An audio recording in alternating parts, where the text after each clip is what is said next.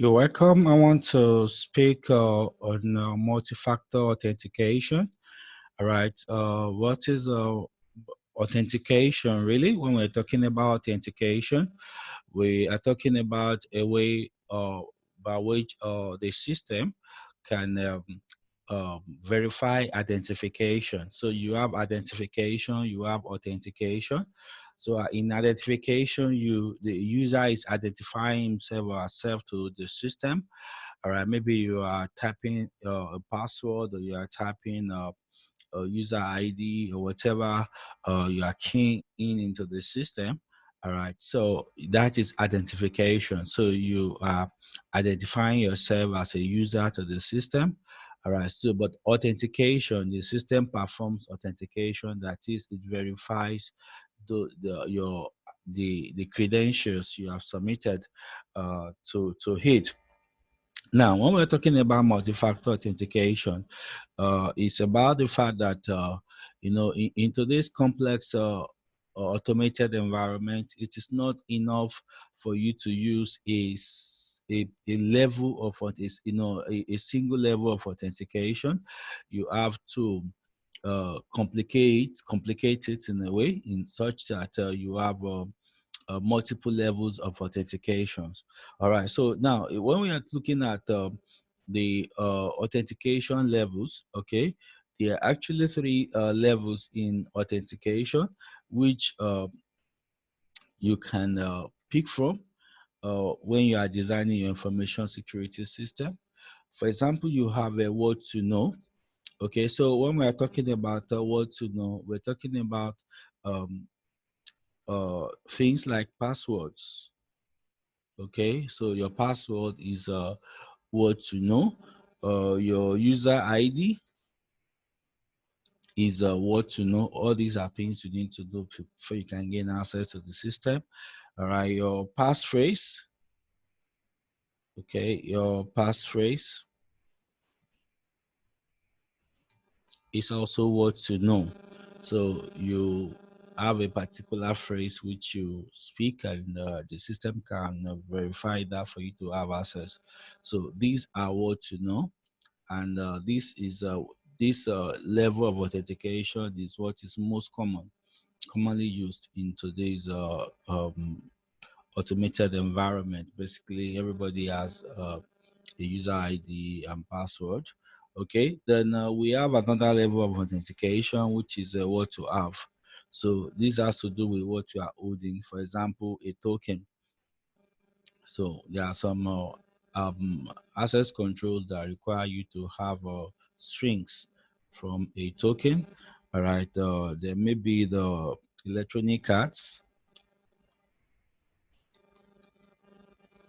Okay, electronic cards. So maybe there are some restricted areas where you need a swipe card, and with the aid of the swipe card, you can be able to have access. In some organization, all right, the card the chip is embedded into their ID card, employee ID card. So with that employee ID card, you'll be able to have access to a restricted area, maybe like the data center or the server room.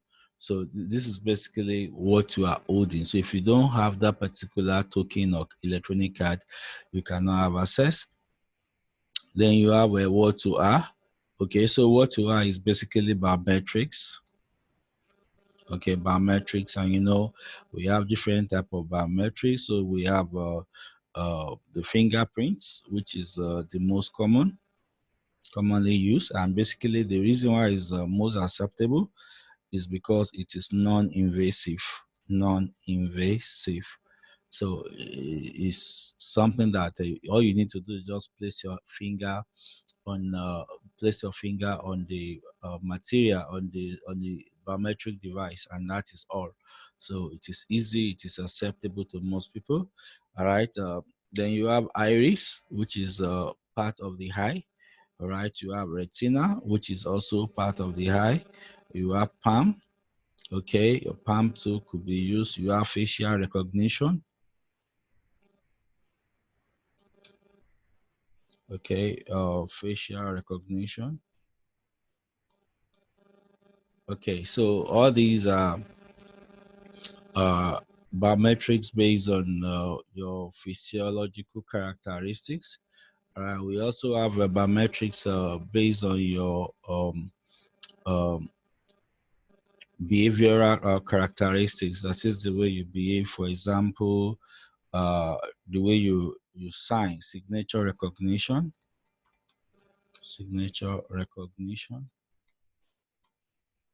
All right, so that has to do uh, with your behavior. Okay, so all these are biometric options that can be deployed in an information to ensure information security in an organization. And so when we're talking about the multi-factor authentication, it means, all right, you have to pick at least two of these factors. Okay, two factors or two levels. So I can decide to pick what to do plus what to have. Okay, so if I have this kind of arrangement, what that means is I can use a user ID password, user ID, show password. All right, plus what to have, let's say token. So I can have a system like that. So this is multi-factor authentication. Okay, because I'm having what you know and what you have. Okay, so I can also have what you know plus what you are. Okay, so I can have what you know plus what you are. So what you know, all right, still user ID and password. Okay, so the system may require the user to supply user ID and password. Then you're also required to uh, get your film or submit your fingerprint for the system. Okay, so this is what these are other two-level uh, multi-factor authentication. So this is two-factor authentication basically. Okay, so in an extreme case, okay, you may have maybe even the three. So what you know plus what you have, okay, plus what you are. Of course, if you are going to deploy something, this kind of security for your access control, then that means the there is a business justification, there is a business case. What you are trying to protect is of high business value, because that's one thing we always talked about in security business. Cost benefit analysis. So the cost of of implementing security must be less than the benefit. So if you are going to have these three levels at the same time, then that means there must be a business justification. So I can have a user ID password as what to know. I can have what to have, okay, perhaps fingerprint or retina. Okay, so let me pick fingerprint. Okay, I can now print what you have. Okay, what you have is uh, a token. Okay, so I have a token plus what you are. So what you are is about metrics. So that would be the fingerprint now. Okay, so this is now using three levels. So that means there will be a business justification, as I've said.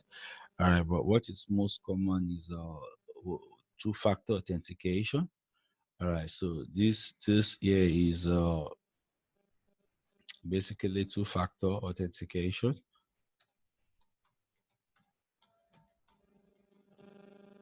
All right, and the same goes for user ID, password plus fingerprint. So basically, that is the concept of multi-factor authentication as used in security of logical access.